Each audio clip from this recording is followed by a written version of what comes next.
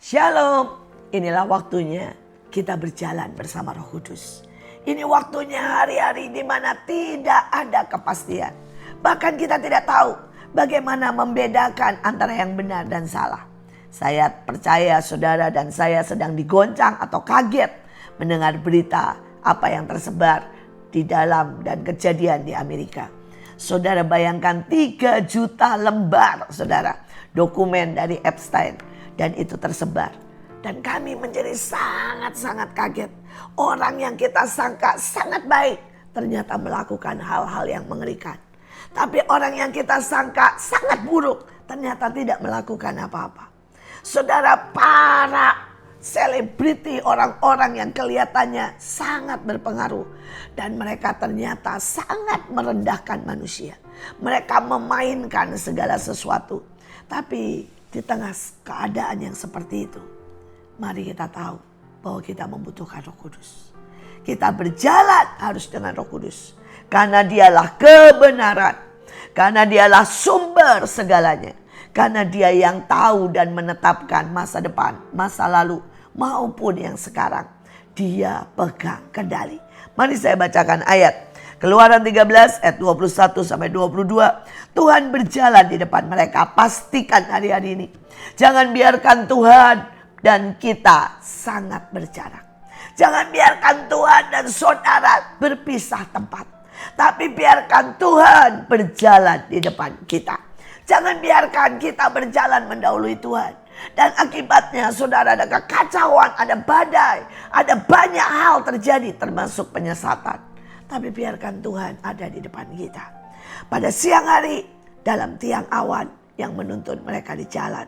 Pada waktu malam dengan tiang api yang menerangi mereka. Sehingga mereka dapat berjalan siang dan malam. Dengan tidak beralih tiang awan itu tetap ada pada siang hari dan tiang api pada waktu malam di depan bangsa itu. Saudara, Matius 4 ayat 1. Segera setelah itu Yesus dipaksa ekbalo, bahasa Inggrisnya kompelet oleh Roh Kudus untuk pergi ke padang gurun. Saudara, biarkan Roh Kudus menuntun saudara. Bahkan Yesus membiarkan Roh Kudus memaksa, mendominasi, mengatur kehidupannya. Saudara, secara manusia Yesus tidak mau ke padang gurun. Dia juga malas puasa. Dia malas suruh 40 hari 40 malam kekeringan, kelaparan dan kepanasan.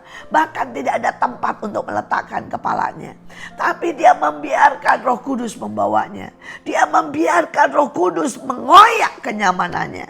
Dia membiarkan Roh Kudus berbuat. Karena dia tahu Roh Kudus mampu membangkitkan, menguatkan, menopang. Bahkan di tengah tidak makan 40 hari 40 malam. Saudara, hari ini dunia akan semakin jahat. Dunia akan semakin mengerikan. Dunia akan seperti padang gurun. Di situ ada begitu banyak penipuan. Ada begitu banyak fata morgana. Yang kita lihat benar ternyata salah. Saudara, hari itu saya bertemu dengan seorang konseling dengan saya. Saudara, di YouTube-nya dan dia pemegang konten yang cukup terkenal. Dia keliling dunia. Dia cerita saudara tentang banyak hal. Dia berkomentar di Jepang ada ini, berkomentar di Korea ada ini. Saudara, itu dia nangis minta didoakan. Saudara, ada sesuatu lah yang terjadi dalam hidupnya. Dan ketika saya tanya, berarti kau sudah keliling kemana-mana? Dia bilang enggak. Bahkan dia tidak pernah meninggalkan kota, saudara. Saudara, 1 kali pun dia tidak pernah meninggalkan kota. Tapi kalau saudara lihat kontennya, sepertinya dia jalan kemana-mana ke seluruh dunia. Saudara, tidak ada sama sekali dia ada di tempat itu. Dia tidak pernah ke Cina. Dia bahkan tidak pernah saudara keluar pulau. Apa yang kita lihat sangat fata morgana. Dan hanya Roh Kudus yang bisa membawa kita ke dalam seluruh kebenaran. Pada saat dia membawa kita ke padang gurun, ingat, dia tidak mau kita mati di situ. Padang gurun adalah cara untuk kita melihat mujizat. Saudara, padang gurun adalah tempat di mana kita melihat yang supranatural akan menyediakan bahkan di tengah yang tidak ada, Roh Kudus akan menciptakan menjadi ada. Sekali lagi, ayatnya berkata, mereka menuntun pada waktu siang. Hari-hari ini mungkin ada banyak hal yang saudara dan saya harus tentukan. Anak-anak harus menentukan jodoh. Mungkin engkau harus menentukan masa depan. Engkau harus menentukan tinggal di mana. Sekali lagi hari itu saya pulang dari Belanda. Saya baru menuntaskan sekolah saya S2 arsitek. Dan Tuhan berkata dengan jelas, Bekasi. Hari itu bahkan saya tidak tahu ada kota namanya Bekasi. Tiba-tiba Tuhan berkata Bekasi. Saya syok. Ketika saya cari datanya. Hari itu adalah kota terkotor. Kota terjahat. Saudara bayangkan. Terjadi mutilasi dan pembunuhan. Kota terkotor secara fisik karena itu tempat penampungan sampah. Dan itu juga kota saudara nomor 6 termiskin di Indonesia. Dan saya berkata Tuhan bagaimana saya bisa ada di kota yang seperti itu. Di mana hari itu mall tidak ada, sekolah Kristen tidak ada. Saudara tidak ada apa-apa. Tapi hari ini seperti pada waktu Tuhan menuntun orang-orang Israel menuju padang gurun. Keluar sebagai penakluk. Saudara, Tuhan mau saya mengubah padang gurun menjadi kebun buah-buahan. Tuhan mau dengan adanya pasukan di sini.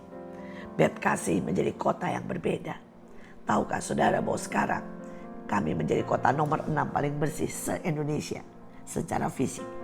Kami menjadi kota nomor 1 terbersih secara apa? Administratif dan keuangan. Saudara, ini menjadi kota apa? Termaju. Menjadi kota yang paling saudara besar secara UMR. Saudara, ada sesuatu yang aneh.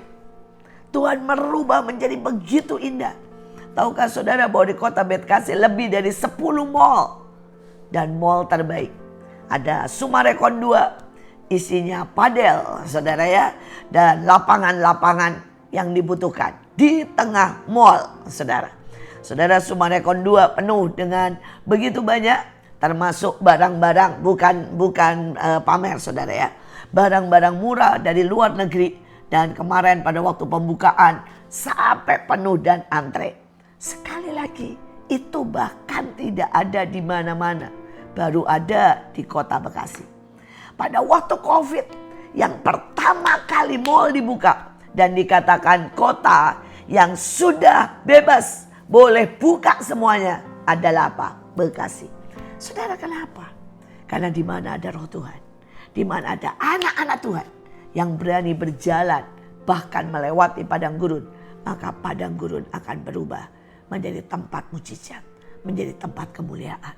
Saya tidak tahu apa yang hari ini saudara hadapi. Jangan pilih jodoh tanpa Roh Kudus menyatakan kepada saudara. Jangan taruh hidupmu di pekerjaan yang Roh Kudus tidak taruh saudara di situ. Biarkan tiang awan dan tiang api menuntun saudara. Dan buat saudara yang sedang dalam masalah, dalam kegelapan. Saudara berkata, Bu, saya tidak tahu bagaimana menghadapi pinjol.